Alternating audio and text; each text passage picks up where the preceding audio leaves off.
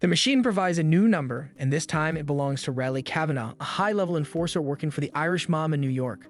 Finch and Reese quickly realize this case is different. The person of interest is not a victim, but a perpetrator. Riley has a long history of carrying out violent jobs for George Massey. However, something has changed. Riley has fallen in love with Annie Delaney, the widow of a man he once killed on Massey's orders. His newfound desire to leave his violent past behind puts him in grave danger. Reese begins shadowing Riley, who is sent to kill Annie. However, Massey sends his son Eddie with him. Massey wants to kill Riley too, since it becomes clear that Riley wants to run away with her. But Massey has discovered the affair. Feeling betrayed, Massey orders Riley's execution, knowing he cannot tolerate disloyalty in his ranks. The moment Riley learns he has been marked for death, he goes on the run, not just for himself, but to protect Annie as well. Reese tips Carter off about the location of the accident, and Szymanski is back in action. Reese later loses sight of Riley. Carter meets up with Massey, and he is oddly calm, despite the fact his son was killed. Fusco is listening from a distance. Merry Christmas. God bless you. Finch tracks down Riley's address, and Reese is on his way. Just as Riley goes towards his hidden money, there's a phone in the bag and no cash. Massey is behind it, and his men attack Riley and Annie. Reese intervenes just as Massey's men attempt to kill Riley. He fights off several of them, but Riley shoots Reese as well. Carter is now at the scene while Szymanski is looking for Riley as a potential threat, and Fusco is still in the bar. Happy birthday. How did you know? Fusco is tipping them off everything about Massey's plans. Reese figures out where they are headed and calls Carter. She tells Reese about Szymanski, and it's on Carter not to let Riley get caught. Reese locates Riley and Annie as they get attacked, and he saves them again. Finch is at the police station, there to meet Elias once more. Finch finally reveals that he is behind Reese, but doesn't tell the real name. Finch asks for a favor since Elias's life was saved thanks to him. He asks Elias to shut down Massey's operation, but surely it will come at a cost. Riley and Annie are at the station, and a hitman arrives, kidnapping Annie. Riley is spotted by the police, and Reese is looking for him. Then why are you wasting time on Riley? He's a killer. He's just bad code. Bad what? Forget it. He finds Riley, and after a confrontation, they get along. Turns out that Riley was the one who killed Annie's husband and wants to do right by her. Though the police are close, Carter saves them from being caught. Riley has an idea of where Massey had taken Annie. Posing as a hitman who caught Riley, they get in. In an intense shootout, Riley risks his life to save Annie. He gets shot but takes out Massey for good. Finch arrives and takes her away. The hitman shoots Riley, and it's too late. Reese gives the letter from Riley to Annie and gives her hope before she leaves. Reese asks what did Elias ask for the cost of favor. Turns out it's to play chess with him. Reese goes to the hitman and takes him out. The new episode starts with a heated mayoral race between Griffin and Walker. A reporter, Maxine, has been exposing Griffin's key fundraiser, Hicks, for corruption. She catches him in a compromising situation and pressures him for information. Meanwhile, Finch and Reese receive her number from the machine, suspecting she may be in danger due to her investigative work. Maxine later gets a call from her editor about upcoming indictments against corrupt NYPD officers. Carter meets with Agent Donnelly, who is frustrated because he still doesn't know who is leading HR. Another officer warns her that whoever uncovers HR's leader needs to be careful. Meanwhile, Fusco gets into his car and finds Simmons in the backseat. He tells Fusco that HR isn't finished and needs a certain piece of evidence erased. If Fusco does it, he can get out of HR. Maxine meets with Quinn, Griffin's campaign manager, who warns her that Griffin may come after her for her reporting. She receives an anonymous tip that Christopher Zambrano, the son of a former mafia leader, is the one running HR. She confirms with an FBI contact that Zambrano is being investigated. Maxine meets Zambrano, questioning him about an argument he had with Donnelly. As Zambrano grows angry, Reese considers stepping in, but Finch warns him not to as Maxine is also working on a story about the man in the suit. Maxine publishes a story exposing Zambrano as HR's leader. Soon after, she and Reese go on a date arranged through an online dating service Finch manipulated. Carter calls Reese to inform him that Maxine's story is completely wrong. Zambrano was never a suspect. Now, every criminal HR is crossed once Zambrano dead. Maxine receives the same information from her editor. Reese takes Maxine to check on Zambrano, but they find him murdered. Donnelly arrives and questions Maxine about her anonymous source. He reveals that Zambrano was actually an FBI witness who was supposed to help expose HR's real boss. Reese and Finch realize they need to find the true leader of HR. Reese asks Fusco to approach Simmons for information, but Fusco is secretly searching for Zambrano's hidden ledger, which holds proof of HR's leader. Meanwhile, Quinn calls Maxine to tell her she's being blamed for the false story. Her editor suspends her. Frustrated, she calls the unknown number that tipped her off, warning them she will find the truth. Reese and Maxine have a drink. She feels guilty for her mistake and is determined to find the person responsible.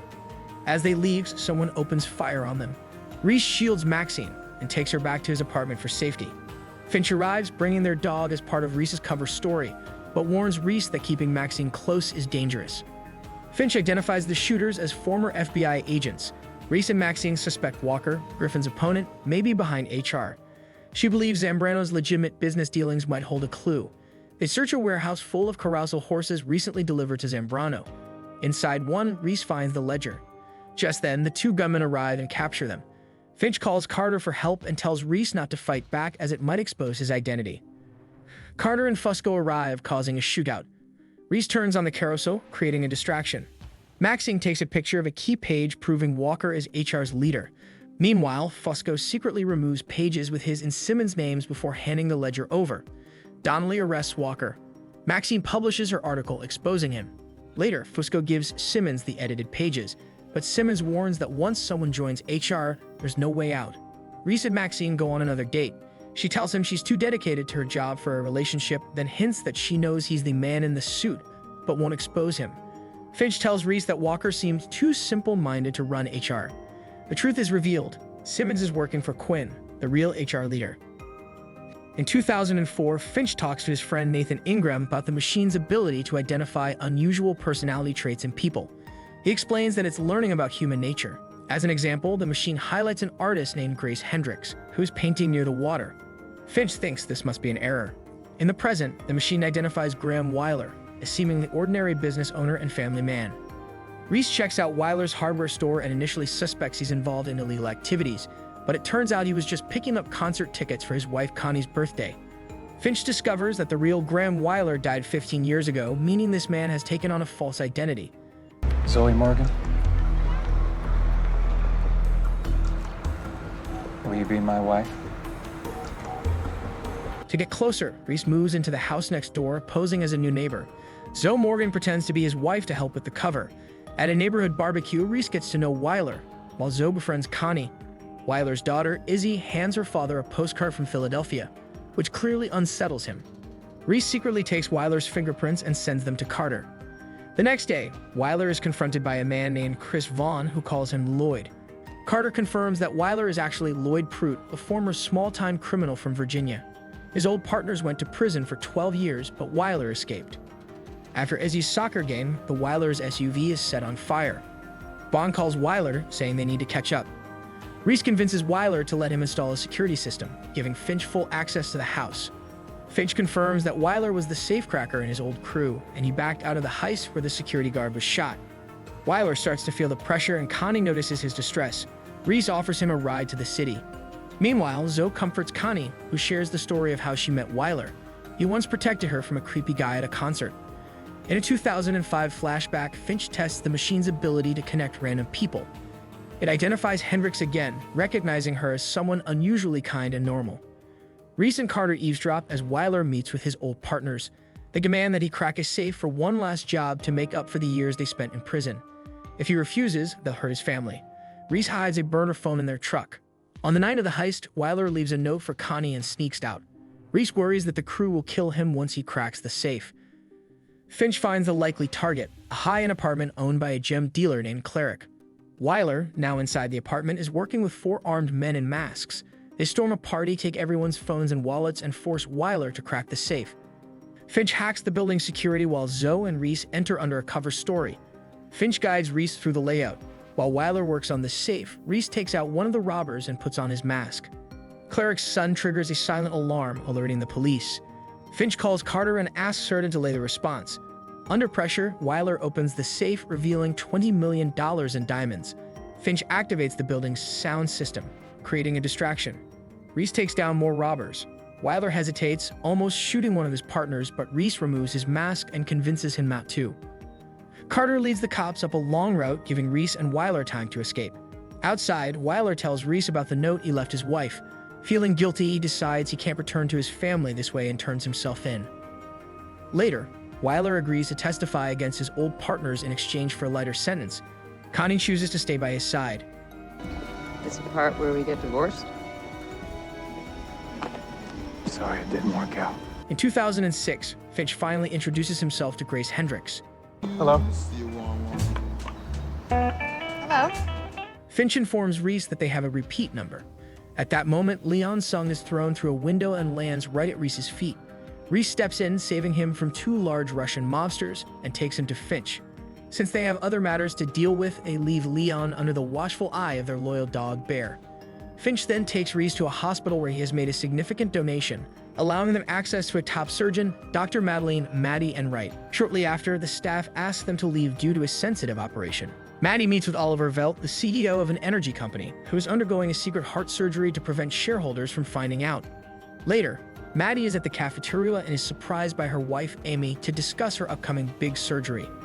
Meanwhile, Fusco investigates an execution-style murder and finds Carter's business card in the victim's pocket. At the hospital, Maddie is approached by Alistair Wesley, who informs her that Amy is being held at gunpoint. He demands that Maddie make sure Velt does not survive his surgery. He gives her instructions on how to kill him and warns her that any attempt to contact the police or Amy will result in her death. Carter and Fusco examine the back of Carter's business card and find the numbers written on it. They aren't sure what it means. Before surgery, Maddie received a text reminding her of her task. She secretly prepares a lethal injection and hides it in her pocket. Meanwhile, Reese sneaks into Maddie's office while also tracking Amy's location to locate the sniper watching her. Finch manages to delay Velt's surgery by creating a blood shortage. Reese finds the sniper's hideout and takes him down, but when Wesley calls the sniper's phone, he warns Reese that multiple snipers are in place. He demands Reese meet him for a drink or Amy dies. Carter discovers the murdered man was a custodian whose workplace matches an address at 66th Street and 11th Avenue. Reese asks Fusco to watch over Amy while he meets Wesley. Meanwhile, Finch calls Leon for help in identifying who might be targeting Velt. During their meeting, Wesley reveals he has multiple operatives ready to kill Amy at any moment.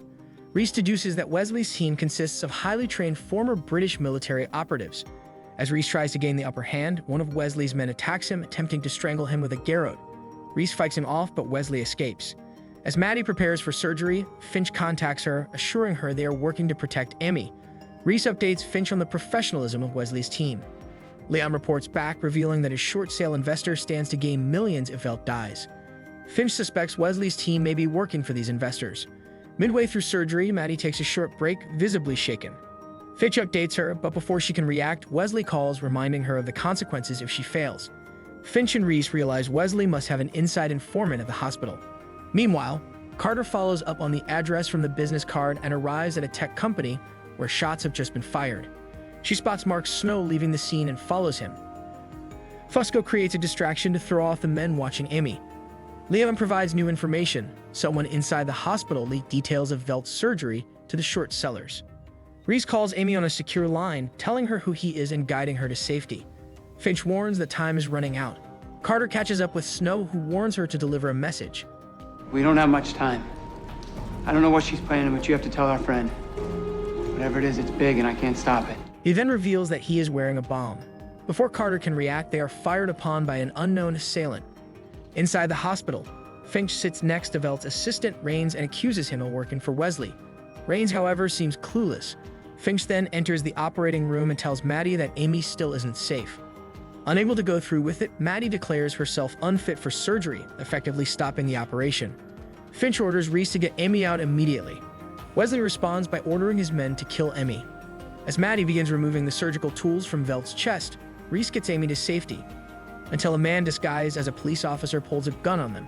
At the same time, Maddie realizes a nurse on Wesley's payroll has deliberately nicked an artery in Velt's heart. Fusco distracts the fake cop, allowing Reese to neutralize him. Meanwhile, Maddie rushes to save Velt. When the rogue nurse tries to stab Maddie with a scalpel, Finch steps in and knocks her out. With no other options, Finch helps Maddie restart Velt's heart.